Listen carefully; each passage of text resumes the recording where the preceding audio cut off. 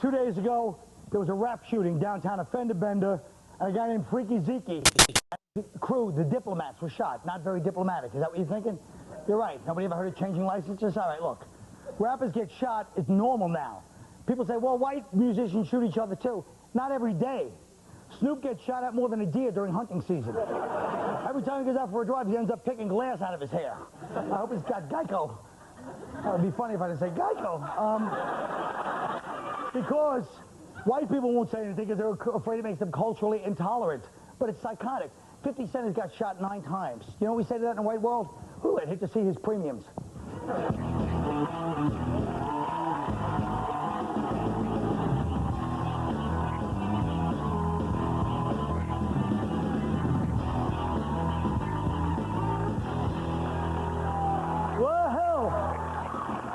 So my question to start this off is, in a culture that worships gangsters, pimps, thugs, when I read the paper and it says 80% of the death row people that are killed on death row are black, I ask myself, is it white racism, or is there any kind of room for a little cultural responsibility on that one?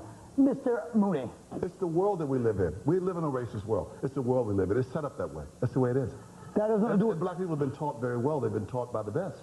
So you think that all black crime is a response to white? You think that it's basically they were taught by the evil, white, genetically evil people called white people, and any bad qualities they have is from whites? You're not genetically evil. Thank you. Because, no, you come from black people. You do know that. Ah, the original man is from Africa. No, but you come from black people. No, two black people can make a white baby.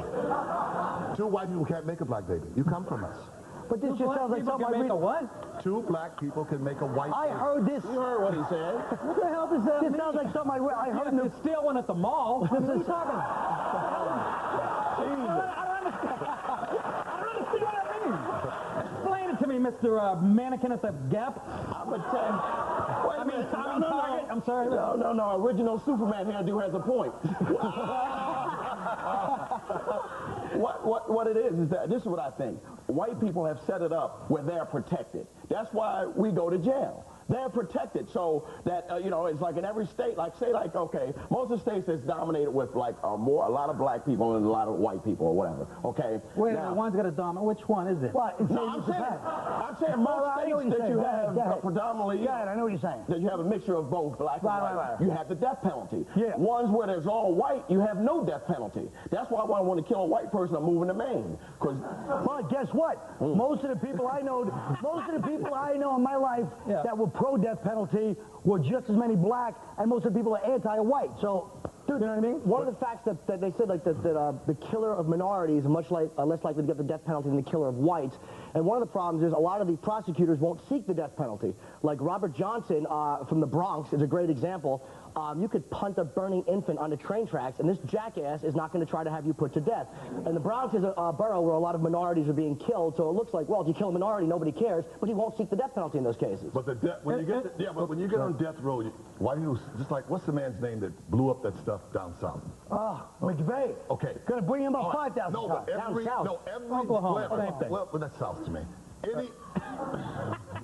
They thought of every excuse not to put him to death. They did. It's raining, it's his birthday, it's St. Patrick's Day. They did? I don't remember this. White people marched around, well, check your history. White people marched around. Check Maria Abu Jamal. White people do concerts for Maria Abu Jamal not to put him to death. But they walked around singing. Oh, they did not. Against God. They lit candles. Oh. When you get somebody black on death row, they take the candle and go. That is the exact opposite of the way the country is for the past 20 years. The reason people who kill blacks don't get the death penalty because they're usually doing it out of self-defense. Thank you very much. You heard me, dummy. What the? But this is what I'm talking about. Here's the thing. Wait a minute. Let me straighten him out right Go here. ahead. He's always taking the white part. He's always and real. Wait a minute. Real authentic white people don't even like Italians. That's a sad thing. It's like I'm in an alley. But don't you understand? You were going to be on death row. That's all I have English too. I feel like half English. You're Will you Italian. please? You're This is Italian. like being in the day room at LA County, this conversation. Let me tell you How do something. you know about that? Yeah, with a silly Johnny Cash shirt. Everything is not a racial incident, though, man. What's the matter? Listen to the guy, it looks like he people, got- go ahead. people try to make everything.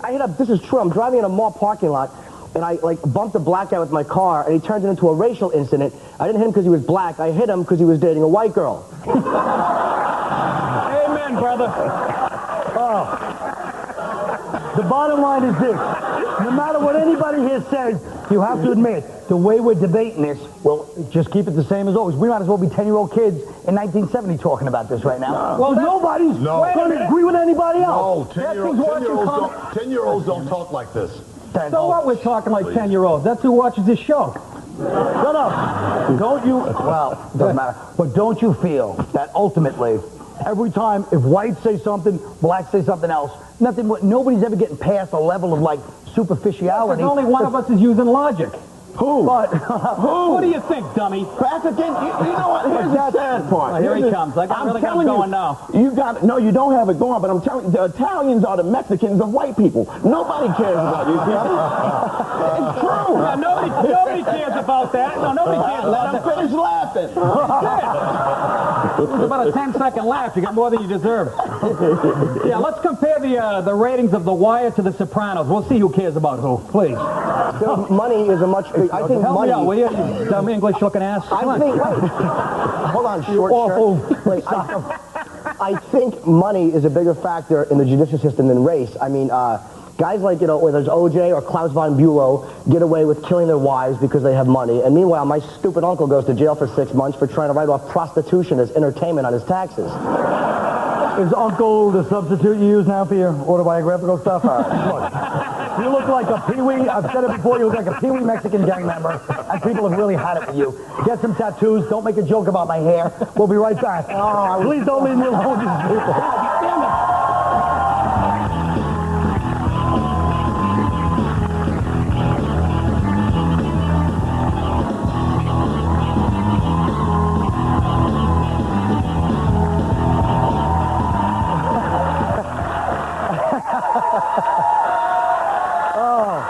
Welcome back to Tough Crowd. The mayor of some city in Iowa just passed a law banning lying in the town. Now, isn't that interesting? That's what we should do. No more lies. Let's face it, half the arguments you have is because you think the other person's lying and you want to prove it, and nobody ever changes their opinion because nobody can prove it. We should do that for politicians, you know? Now, my question is, if we did get rid of lying, would that be good or bad? Well, I don't understand. It would be awful. And a politician trying to legislate honesty is like Roman Polanski trying to raise the age of content. I suck! You do. Raise the age of consent. Shut up. Don't repeat it, Paolo. Maybe you should use a bigger font with those cards. I suck. I like to throw that water in. That water's hot. I throw it in your face. Oh, you like The age of content. Shut your trap. Let me ask you this.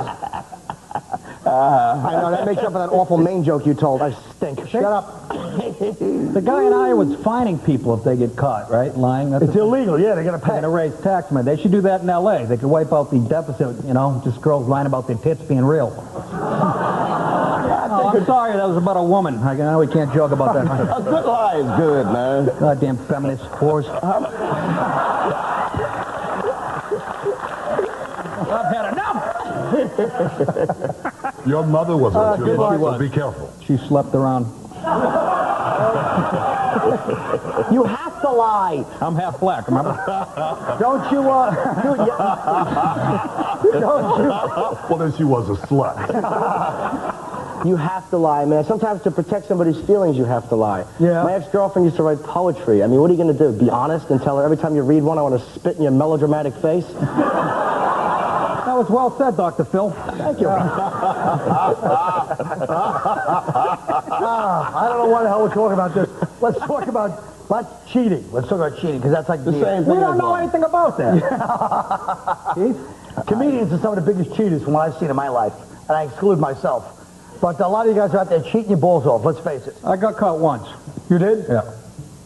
Care to tell us the circumstances? No. Well, I came home and I had like a mascara and a red hair on my shirt. And I told my girlfriend I was working with Carrot Top that weekend. Speaking of Carrot Top, can we talk and change the subject to Carrot Top? Has he become a tranny? He's got the transvestite makeup and he's got the eyebrows gone. What's going on with him? In those commercials, I think he's really trying to tell us something in those 1-800 commercials. And I'd like to know, I might call that number. Well, you know, trannies. You know, Why don't you ask him the next time you open for him?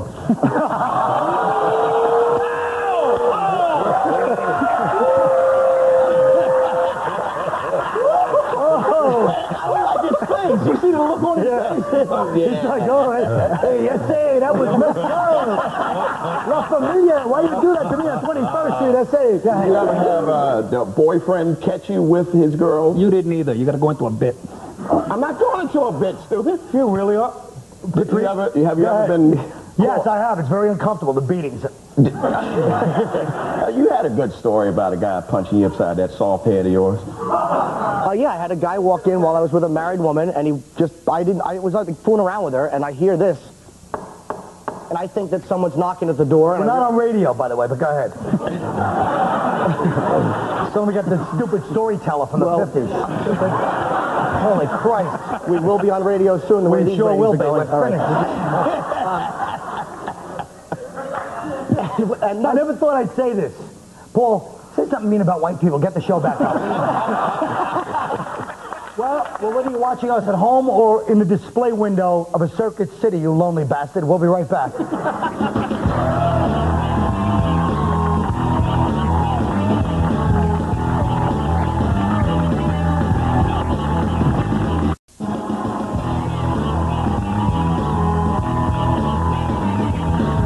know what? Thank you, folks. Thank you, folks. You know, there were a lot of movies that were made without me. It's one of the crimes of Hollywood that they're going to have to live with someday. But through a series of reenactments, I'm going to claim my place at the top of the Hollywood Actors A-list where I belong. This is one of those classic scenes that I always knew I'd be great in, which they never gave me a part, where somebody has to confront they love. I play a doctor. I just need a minute to get into my character.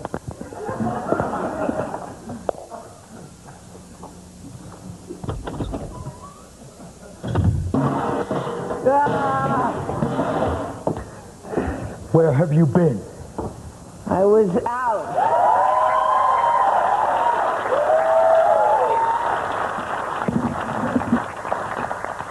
Were you using? No.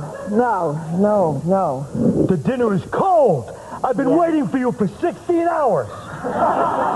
Yeah, 16 hours, so what? Do you know what this meal was? Roast loin of pork. That cost $30 a pound. Well, what does that have to do with anything? Yes! I left in the middle of heart surgery for a millionaire to come back here and meet you for dinner. God only knows what kind of condition that man is in. What are you talking about? What are these pills? What? You're an addict! Give me those. A drug addict! I'm conflicted because I love you, but... Okay, hold on. Just a minute, Colin, all right? Enough with the kitchen sink reality. This is not working. All right, let me ask you something. What are you trying to do with this scene? I'm trying to show you a doctor who's a husband who loves his wife, and she's falling apart from drugs. He's conflicted. Right, yeah. Okay. I know. I gathered that from the very specific dialogue. Who wrote this? I did. Great, fantastic. Children of a Lesser God. Yeah. It's based sort of on my life, but no, you know. But it's a little, I don't want to be critical, it's a little on the nose. I mean, everything happens in the first 3 lines. Okay? I mean, the movie would already be finished. And another thing, it's not sophisticated. Okay? It's not smart. Not smart. I made myself a doctor. You don't get much smarter than that. All right. Then let's talk about the script. Let's break it down. First of all, the 16-hour thing, I just don't buy it. I don't believe that a doctor would leave his patient on a table for 16 hours, not professional. I've seen it happen. What? Where? Different doctor friends I know, and people have told me. Okay, and then what's the deal with a roast loin of pork, $30 a pound? When was the last time you were in a supermarket? I mean, except to buy, like, beer and cigarettes and stuff. Nothing costs $30 a pound. Yeah, but they say raise the stakes, so nobody cares about something for $2.99 a pound. $30 a pound, then it's drama. I just don't buy it. I don't believe the dialogue. It's completely untruthful. But because you're an actor. Yeah. I'm a writer and an actor. Colin! You know what? I understand you're a little insecure. You're working with me. A lot of people feel that way. Don't worry about it, honey. All right. It's natural. You're scared. Are you talking to me? I'll act you anytime. Are you talking to me, De Niro? Okay? Yeah. Look. You're lost. All right, you know what? Shit. Colin, look, I'm sorry that Janine Garofalo canceled on you, okay? All right? And the only reason I agreed to do this little sketch, this little kitchen sink reality, is because we live in the same building, and I didn't want there to be any of those uncomfortable elevator moments, all right? And by the way, good luck with Night at the Roxbury, too. What is cat?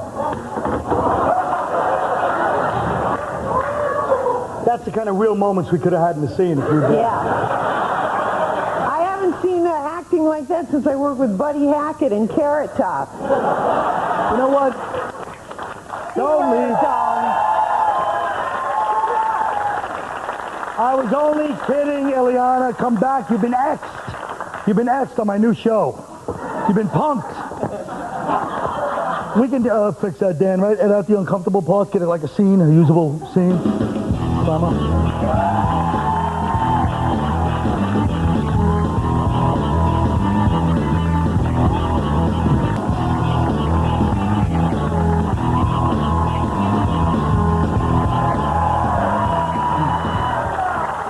And let me just say one thing about Carrot Top being a tranny. First of all, if he is one, that's God bless him. Second of all, everybody thinks they're so hip making fun of Carrot Top, right? Nothing wrong with Carrot Top. Scott, I call him. I know him personally. And he would make a good tranny, not that he is one or not. But if he decided to be one, he'd probably be pretty good. He's got a kind of hairless body, skinny, I don't know. Anybody? Okay. Feel like a freckled ass, yeah. You've just been accused of cheating, okay? What's your go-to story? Nick. Okay, first of all, you didn't say if I was rightly or wrongly accused. If I'm wrongly accused, I'm going to say, number one, where's your proof? Number two, where do you get the nerve to accuse me of something like that? Number three, I want an apology immediately. On the other hand, if I'm rightfully accused, I'm going to say, number one, where'd you get your proof? Number two, where'd you get the nerve to accuse me of such a thing? And number three, I want an apology. Paul Mooney. Damn it. No, on a serious tip, I don't believe in cheating. If you're with who you're with, you're with who you're with. No, that's true. The only time I was accused of cheating is when I was in school, junior high school, an original story I wrote in junior high school. And I had to bring my mother to school to prove that I wrote it. My teacher didn't believe it because it was so good. That's true. And I want to just give the kids advice today, because I'm back in the day. Teachers have changed. So the teachers don't care about whether you get a good grade or a bad grade. So if your kid is up at 6 in the morning drinking coffee and whistling, he's having sex with his teacher. Jim Norton. Well, I've actually been caught in the act of cheating twice. The first time my girlfriend walked in while I was receiving a Hummer, and I said, she's sleepwalking, don't wake her or she might bite down. And the second time she walked in and I tried the whole, this is not what it seems approach. And I'm like, oh, honey, I dropped my contact lens into this girl's hiney and I was looking for it with my nose. Oh. All right, Keith. Baby, put the knife down. It's not what you think. I'm with the Make-A-Wish Foundation, and this dying girl's last request was to service me. Please tell me you're not this selfish. All right. All right. And mine. I'd like to make mine, hey, honey, who are you going to believe me? Who are you going to believe, honey? Me or Redheaded Prop Act? Come on. No? Come on, folks. I'm trying to keep it, you know what, folks? That pisses me off. All right, try to keep the what? Unfunny? I know I didn't kill either. I know. Yeah, Sorry. exactly. All right. You're acting like you just wiped up the floor with this crap. Like you just said Dennis Miller's Hour Special. Shut up.